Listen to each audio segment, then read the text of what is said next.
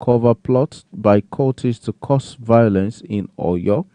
The police command in Oyo State said it has discovered plots by members of a cult group to cause violence among rival groups in the state. The command spokesman SP Adewale Oshifesho made the disclosure in a statement made available to newsmen on Sunday in Ibadan.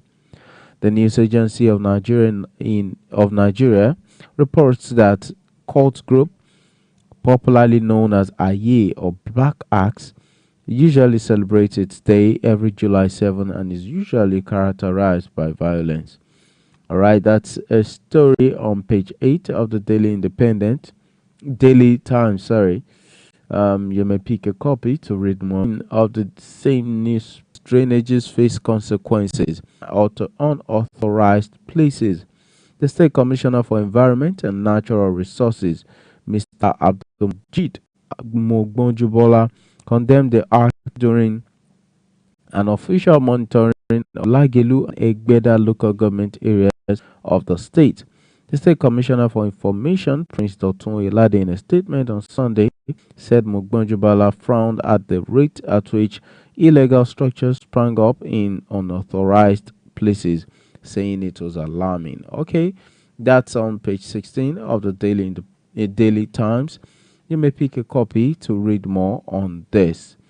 And then let's quickly go to Daily Independent, where we also have a twin of that story, which is on Daily Independent. Oyo condemns vandalization of newly rehabilitated Olusoji WCCII road. The Oyo State government has condemned the destruction of a portion on the newly rehabilitated Olusoji WCCI road few days after it was officially opened for public use. Recall that a viral video of the destroyed portion of the bad road had surfaced on Friday. Okay, it's on page. That's a story on page 10 of the Daily Independent newspaper. Also on Daily Independent newspaper, trade fair, Oyo government pledges to unlock MSMEs potentials. The Oyo State government has said it was committed to providing the necessary support for micro, small, and medium enterprises, MSMEs, to unlock their full potential and ensure their long-term success. Commissioner for Trade, Industry, Investment, and Cooperatives Adeniyi Adebisi said this in Ibadan when he played host to the organizers of the forthcoming trade fair in Ibadan. Also, this is saying Oyo launches guidelines for medical management of violence survivors. The state government and relevant stakeholders have reiterated their commitment to fight against gender-based violence in their respective areas of intervention. They made the pledge at the launch of the Standard and Guidelines for Medical Management of Gender-Based Violence GBV survivors, organized by the State Ministry of Health in collaboration with an international NGO in Ibadan. Pick a copy of the Daily Independent to read more on the stories. All right, so I'll take a short break. When I return, I'll bring you more news. Stay tuned. Don't turn off your radio. You are listening to Power FM. This is 365 Power FM. This is Power 365 Radio. Get ready to experience dynamic energy and professionalism. At Power 365 Radio, we pride ourselves on being your go-to source for authentic news and insight. Be it breaking news, thought-provoking discussions, we are your #1 online radio station in Southwest Nigeria. We are dedicated to delivering top-notch content that keeps you informed, entertained, and engaged. Stay connected on Power 365 Radio by following us on all our social media platforms. On Facebook at Power 365 FM, Instagram at Power 365 underscore FM. Power 365 Radio, your source for news and insight.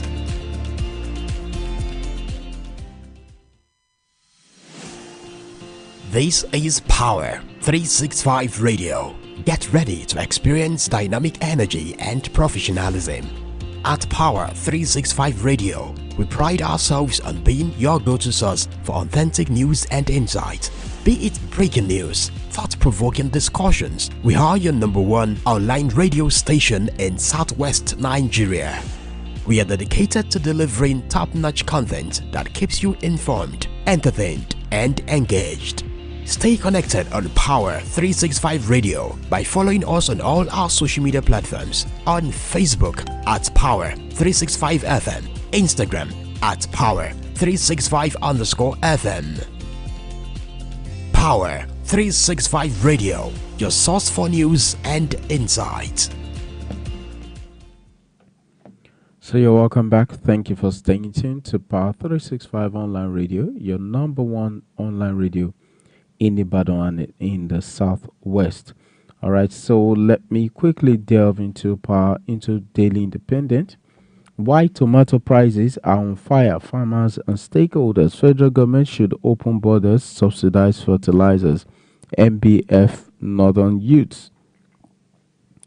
The reasons for the current high prices of tomatoes, according to farmers, can be traced to high cost of inputs, insecurity, tuta absoluta, and the most serious insect pest of tomato crops, logistics, among other challenges. But the farmers have assured that the current crisis would ease by September as efforts are geared towards addressing the challenges. Okay, and then let's go to other pages of the newspaper. Katsina NUJ correspondents condemn kidnap of 2 colleagues' families. The Correspondents Chapel of the Nigerian Union of Journalists, Katsina State Council, has condemned the kidnapping of two members of correspondents and members of their families in Kaduna State. In the statement jointly signed by the chairman and secretary of the chapel, Yusuf Ibrahim and Zubairu Idris, respectively, was made available to newsmen in Katsina on Sunday. SEC DJ cautions against fake social media accounts. Okay, so Kebbi First Lady disburses 10 million naira to over 100 widows. Congratulations to them. Now, this next story is saying Sanu Nasu commence protest tomorrow ahead of national strike. The fragile peace in the nation's public universities may once again crumble as the Senior Staff Association of Nigerian Universities, SANU, and Non-Academic Staff Union of Universities and Associated Institutions have mobilized their members to stage a national protest on July 18, 2024. Court orders ex-minister to account for 729 billion naira poverty alleviation fund. A former Minister of Humanitarian Affairs, Disaster Management and Social Development, Ms. Sadia Umar Farouk, has been ordered to account for payment of 729 billion naira to 24.3 million poor Nigerians for 6 months. That's a sad one. Okay, so let's also congratulate our president. He has been re-elected the ECOWAS chairman in yesterday. And that will be found on page 7 of the Daily Independent. Okay, so this is saying Tinubu re-elected ECOWAS chairman, seeks funding for standby forces. President Bola Ahmed Tinubu has been re-elected to serve another year as chairman of the Authority of Heads of State and Government of the Economic Community and West African States. Tinubu was re-elected during the 65th ordinary session of the authority, which held at the State House Conference Center, Abuja. Congratulations to Tinubu.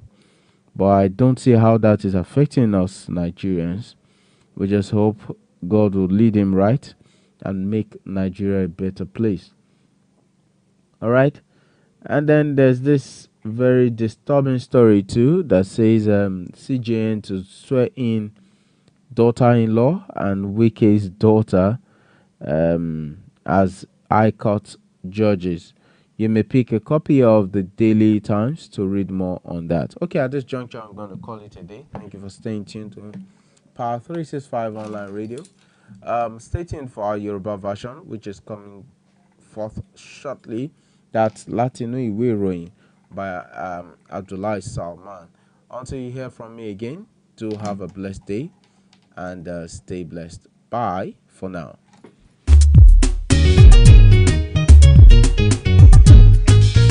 Don't turn off your radio. You are listening to Power FM. This is 365 Power FM. Don't turn off your radio. You are listening to Power FM. This is 365 Power FM. This is Power 365 Radio. Get ready to experience dynamic energy and professionalism. At Power 365 Radio, we pride ourselves on being your go-to source for authentic news and insight. Be it breaking news, thought-provoking discussions, we are your #1 online radio station in Southwest Nigeria. We are dedicated to delivering top-notch content that keeps you informed, entertained, and engaged.